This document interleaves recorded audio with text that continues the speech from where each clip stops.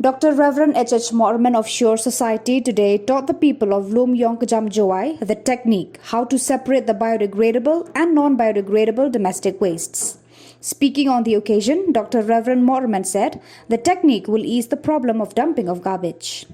K.L. Paryat, the president of Khoj Yakawa Mantdu, expressed concern over the reckless throwing of garbage not only around Jowai but also in the nearby rivers and streams that find the way to Mintdu River. Ijab man spy, ba no be itu cuma itu. Dari mana sedang hingga ini, dari youth dah sedang bi kita proses for segregate the waste, upani klat bi ijab. Maka man gani kalau orang ijab dah thap bah itu dah no, thap ro bah itu no. Dari mana lagi kami, nongkong kamu ini,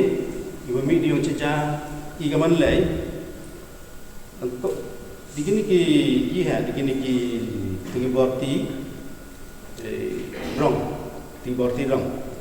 borti rong leni thiet bidik borti la khaisa bi tang to em tummo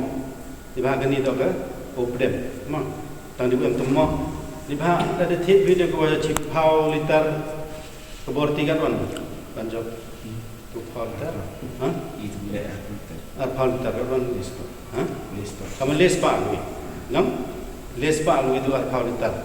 te khanai bi arsin pelang bi de khai ke dei dai te na go lesin na dei sui nam de bha khan sab ye la da dai nyau tu ka kilo la ar phau liter mon mi ar phau kilo te chispa so phau chi sen pelang chispa so phau sen pelang la da mi ar phau kilo te arsin pelang bi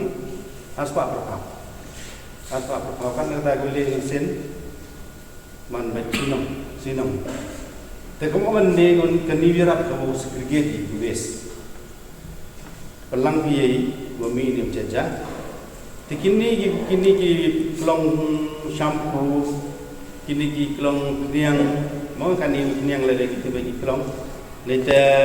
di klong niang singkor klong niang kurang gitu plastik itulah ada pelang bagi tahun itu kan di dry waste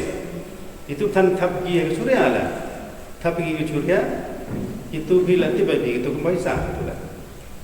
ada sebab dah itu mandawan gitu gua kenjon arcat bagi ndai ada kuat yuda ada itu kembali sah yo bagi gua ni bro begitu ye pelang lah dry waste itu mencingnya di thap itu dan lalu nanti ikut sedar ikut reben kemudian kelib yang ia lolong angin itu ikut kopi ikut sedar kerja pun mi kamu ludai kejebab tu walau bentuk lek bila keculang orang lui kerja pun mi ni kopi kejung tu mana pelang debon no debon man dah hau dah kan tapi bagi tem tu gopur teman depu pergi pelang dia tu dia oi ikut sedar ikut reben ikut plastik itu warok poisa